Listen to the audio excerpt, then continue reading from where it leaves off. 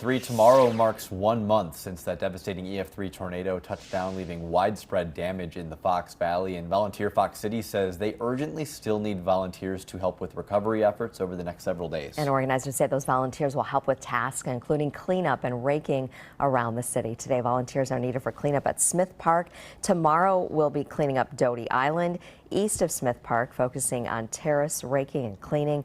And then Friday, efforts shift to two key areas from 9th to 4th Streets between Highway 47 and Melissa Street, and from 9th to 3rd Streets between Racine and Highway 47. You can sign up to volunteer at WBAY.com/links. Remley Law hosting a second free legal clinic today to help tornado survivors navigate insurance and recovery issues. Attorneys will offer free contract reviews from 3 to 6 p.m. at the Menasha Public Library in the lower level company E-room.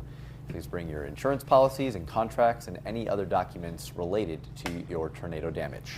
All city parks in Neenah have reopened following tornado cleanup efforts, but parks and recreation crews are still warning people to be aware of hazards like hanging tree limbs.